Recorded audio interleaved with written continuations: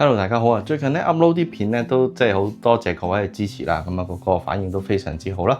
咁啊各位嘅留言咧我都有睇晒咧，亦都有好積極參與呢個討論嘅，咁啊真係衷心多謝大家。咁其中有一啲嘅討論咧有關到究竟咩係殺校啦，陣間咧會同大家講多少少下，因為咧其實殺校咧唔係官方講出嚟嘅嗰個名嚟嘅嚇，官方咧係叫咧學校交一個嘅學校發展計劃啦。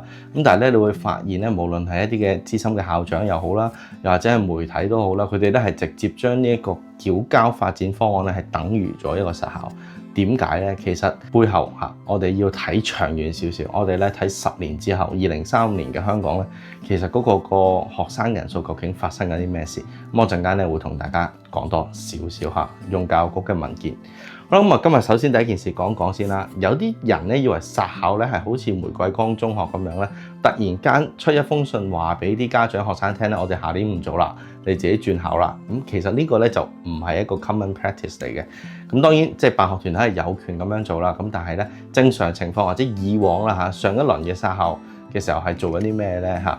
咁咧其實殺校咧就係呢個教育局咧就會俾3年時間呢間學校啦，就係確保啲中一啱啱今年收翻嚟中一嘅學生咧，佢可以喺原校讀完中一、中二、中三，咁跟住咧就間學校就 end 啦，咁佢就可以轉去其他嘅地方升中四啦，又或者係中四嘅同學可以原校中四、中五、中六咁讀完之後咧，咁就考埋 DSE 咧就離開間學校，咁啊作為學校最後一個嘅同學咧，咁樣去畢業嘅。咁呢個就係一個普遍啲嘅、普通啲嘅做法啦。咁但係你話啦，而家教育局俾緊下一個嘅學校發展方案，其實做緊啲咩咧？咁我哋可以剖析翻有幾個方案啦。例如咧，教育局建議學校合併。好啦，合併嘅話，我哋可以睇翻最近嘅例子啦，就係南區嘅明愛胡振中啦，同埋呢個東涌嘅明愛華德中咧合併咗。咁合併咗之後咧，咁個校舍就自然即係兩間學校就只會用一個校舍嘅啫，就會去咗東涌區嗰度啦。咁所以原本嘅學生嚇，當然用合併嘅想法啦嚇，個南區嘅學生就擁晒去東涌啦。咁但係即係各位家長又好，老師又好，你知其實我有幾多嘅學生願意日日長途跋涉由南區搭車去到東涌咧？咁其實即係簡單嚟講，其實就啲學生咧就應該就轉晒校噶啦，喺南區度揾翻學校走咗噶啦。咁所以你話合併係咪真係等於殺校咧嚇？死拗合併唔等於殺校嘅，你有你嘅意見啊？我自己係覺得合併就等於殺校咯嚇。咁殺校當然係另一個 option 啦。咁仲有一個 option 咧就係搞私校。咁但係倒轉頭真係問心一句啊，你間學校俾人殺咗，即係名聲上啦啊，即係個認同性一定係低少少噶啦。你話拔萃喇沙出嚟搞私校咁，佢哋當然係有號召力啦。咁你話揾一個名不經傳嘅學校走出嚟去搞私校嘅，有幾多個人係會相信你間學校有能力搞私校咧？嚇，你話一間 Band 3瀕臨殺校啦，突然間轉去搞 IB，係咪真係話你啲 Band 3嘅老師有能力去教呢個 IB 咧？或者 Band 3嘅學生有能力轉去做呢個 IB 嘅學生咧？其實就唔係嗰樣嘢嚟噶嘛。咁所以你話突然間走去搞私校有嘅，又係燒錢嘅行為咯。咁冇話唔俾嘅，但係我相信唔會係好主流嘅方案咯。咁另外咧，教育局咧係俾咗2個方案啦，就係咧叫啲學校自己搞 APL， 即係同職業有關嘅一啲教學啦，又或者學校另外注資，令至到咧佢哋嘅高中課程咧係可以有足夠嘅選擇咧去俾啲學生嘅。咩意思？即係話你啲學生由中一、中二、中三升到上去，佢哋去讀中四、五、6嘅高中課程嘅時候咧，佢哋要揀啊，因為 DSE 係有好多選修科，佢哋咧係需要有一定數量嘅選擇俾佢哋揀嘅。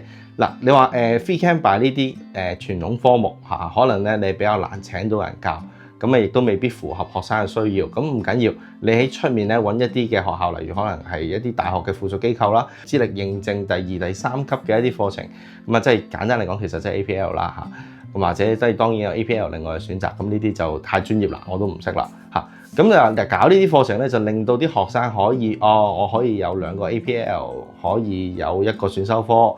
咁所以我可以捱到啦嚇，即係畢業啦，咁可以去報考 DSE、報考大學咁樣嚇。咁即係教育局就要搞辦學團體咧 promise 咧，佢哋咧係要做到呢樣嘢嘅。咁你話冇問題啊，聽落去即係搞個 APL 又唔係好貴啫嚇，請1個老師可以啦。咁但係咧，教育局其實要求你咩咧？要求咧你係要注資足6年咧去維持呢一件事情嘅。咁你話我捱6年得唔得？OK 啊，捱6年有限錢啫，數得到嘅錢我哋籌多啲錢咯，做多啲步行籌款乜嗰啲啦。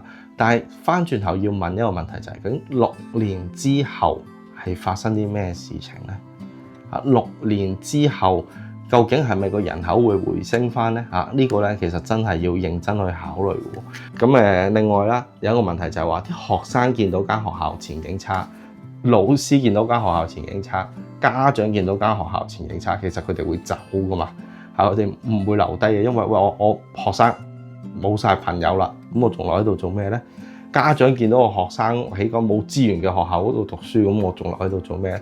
老師仲大喎，哇！我遲啲殺校好似變相裸辭咁樣噶咯喎，我連揾工嘅時間都冇喎，咁呢啲其實就即係各自有盤算。咁所以你話，我學校發展方案係咪真係一個可行嘅選擇咧？咁我就覺得你真係要睇前景啦。咁嚟緊就同大家講下，咁啊前景係咩咧？將來係啲咩咧？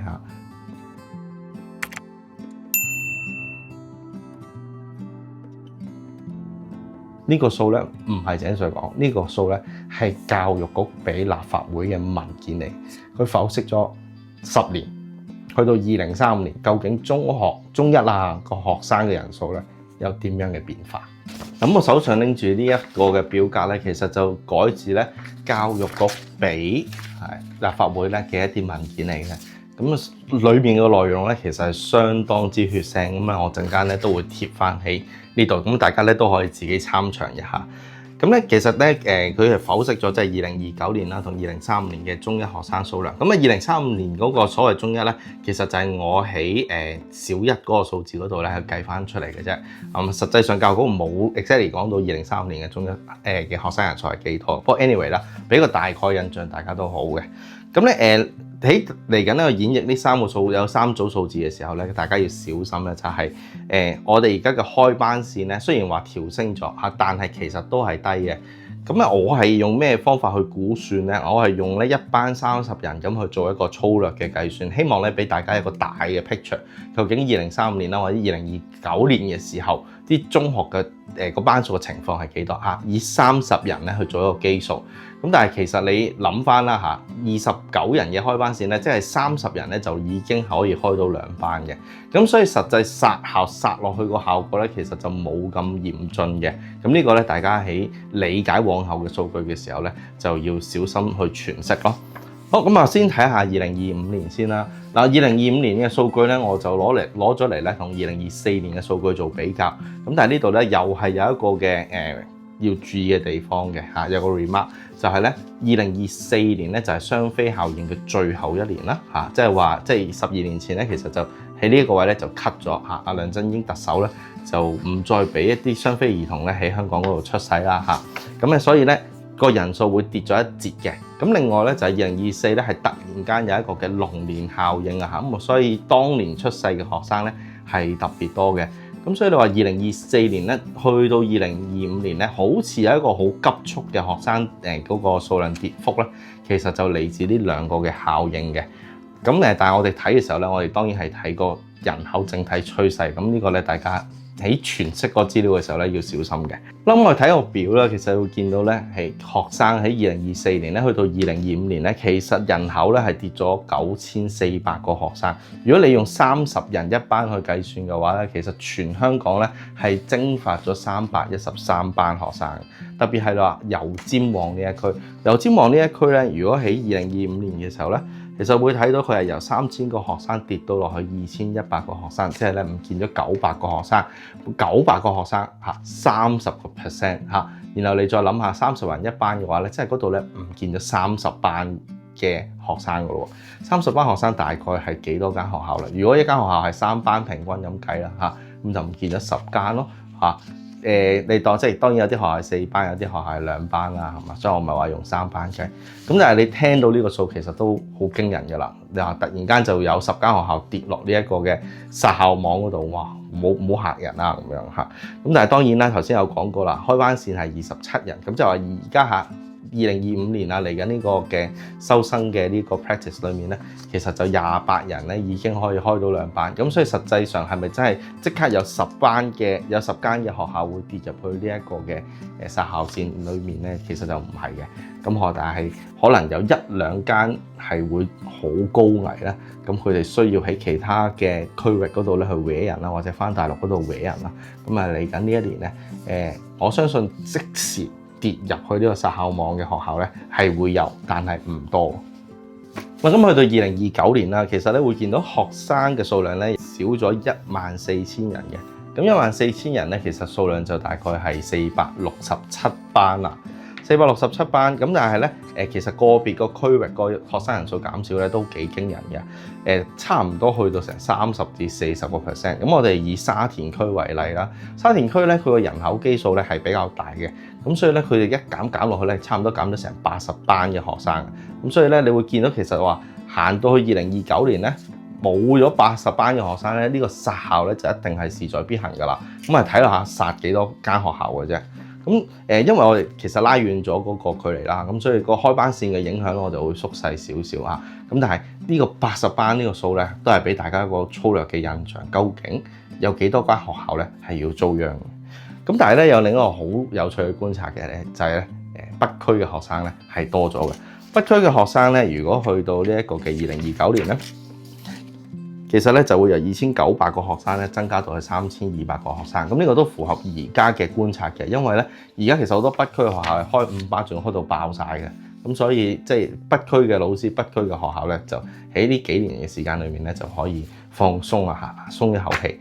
咁啊都係亦都知道政府會好急進咁樣搞呢個北部都會區啦，咁所以北區嘅學校咧應該就係全香港咧即係最舒服啊，嚟緊10年裏面最舒服嘅嗰對學校啦。但咧，去2029年咧，其實都只係一個平穩嘅下降嚟嘅啫嚇，即係唔計移民潮啦，平穩嘅下降。去到2035年咧，先至係咧令我覺得好震驚嘅一個數字嚟嘅。講緊咩咧？全港嘅學生咧得返31500人啫，咁即係話咧比而家呢刻咧係少咗36800人，係冇咗一半以上嘅學生喎，53.8%，1226個學生嘅班級。又係以30人一班嚟計算啦，咁有啲咧係嚴重嘅重災區，例如油尖旺區。油尖旺區咧，佢係由3000個學生變到得返600個學生，即係話唔見咗80% 嘅中一學生。咁你話粗疏嘅諗法就係話可以殺8間學校，剩返2間學校喺度。咁你都話即係你望住而家個 school list，你都咪話唔驚係咪啊？嗱，有另一個更加恐怖嘅數字咧，就係其實灣仔區2035年嘅時候咧，教育局估計係得返300個學生啫。咁我當你一間學校83個學生、84個學生左右啦。咁即係話其實嗰個區咧只可以容納到2.5間中學嘅啫。咩概念啊？究竟2.5間中學係做緊啲咩事情咧？可唔可以想像到咧？大家？咁另一區咧都可以討論下，就係荃灣區咧得返700個學生啫。咁你而家嘗試諗下，荃灣區13間中學，數一數啊，其實大概而家嘅 Band 1有4間啦，咁啊有啲 Band 2，咁啊殺剩即係 Band 1會留低啦，係咪先？咁啊另外再喺芸芸嘅 Band 2裏面咧揀2間，剩低係6間中學左右咧就 cater 呢700個嘅學生啦。你記得喎，我哋而家講緊縮班殺校咧。好大程度上咧係下面 Band 3開始殺起嚇，剩低上面嗰啲嘅 Band 1、Band 2，然後再散翻落嚟變成新嘅 Band 1、2、3啊嘛嚇。OK， 所以嚟緊會殺剩嘅就係頭嗰6間嚇。咁大家可能住荃灣區、葵青區嘅，對啲學校有了解嘅，你就可以想像到哇，好血淋淋喎！13間中學殺剩6間嚇，咁啊即係嗰啲大名嘅學校就會留得低，其他就全部 say bye bye 嚇，好血腥㗎。其實呢一件事情，咁所以當你睇到個遠景啦，咁啊相信井 Sir 睇到，其實辦學團體教育局咧都一樣係睇到呢個嘅遠景嘅。咁啊即係唔需要爭拗，就係話究竟我要抌幾多資源去強行捱住間學校，捱到2047年可能個人口先會回升啊，根本就睇唔到呢一個數嚇。去到2035年講緊係荃灣區得返700個，由灣仔區得返300個。我點樣去競爭？點樣去爭學生？其實我都擋唔到呢個人口下跌嘅大勢嘅。咁所以咧，對於辦學團體嚟講咧，合理嘅選擇咧就係將啲學校合併同埋殺咗佢嚇，呢個就係最合理嘅選擇，亦都係點解咧一啲資深校長、傳媒咧會直接將呢一個嘅學校發展方案咧等於咗係殺校嘅一個原因。哇！咁你咁講話，老師咪好恐慌啊，好恐懼咯，係咪啊？其實我又覺得唔係嘅。如果你睇翻教育局嘅文件咧，你會睇到嘅教師嘅自然流失率。點解用自然呢個字咧？因為19年之後好明顯咧，嗰個嘅教師流失率係高咗嘅。咁但係我都相信咧，隨住一啲政治事件丟淡啦嚇咁啊，嗰個流失率會翻一個天然嘅流失率啦。咁啊，大概係每年咧會有2000個老師咧係自然流失嘅，包括退休同辭職啦。咁呢啲2000個老師咧，如果你數翻10年時間咧，差唔多有成2萬個老師。咁當然就冇咁理想啦，唔係咁單純誠實嘅。咁可能係16000、15000個老師，係咪？咁所以其實你話用10年時間有15000個老師離開呢個界別咧，咁我相信其實係夠 cover 翻失效嘅嗰條數。咁所以我就覺得咧，超額老師嘅問題會出現嚇。咁啊，但係咧最主要原因係嚟自啲學校嘅錯配嘅啫。其實係可以調整翻咧，就已經可以解決到呢一個嘅問題。咁所以其實即係小心啲規劃咧，老師都未必係好大嘅受害者。咁翻嚟到轉頭就係大家諗下喺自己嘅設身處地、自己嘅家庭環境、自己嘅年齡啦，10年之後究竟你退休未咧？或者你係去到一個做管理層啦、中層嘅年齡啦，定你而家啱啱開始新入行或者未入行？咁究竟點樣去裝備自己嚇，令至到自己喺風高浪急嘅呢一個殺校潮之下咧，係可以留低嚇，繼續咧去揸住呢個所謂嘅老師鐵飯碗咧？咁呢個交俾大家自己諗下啦。好，咁啊，今日短片咧講到嚟呢一度啦，我哋下次再同大家講啦嚇，拜拜。支持井頻道嘅製作，記得 comment、like、share、subscribe。你嘅支持對我哋嚟講係非常之重要，每一個 like 對我哋都係一個鼓勵。我哋會繼續努力同大家製作更加好、更加出色嘅作品。拜拜。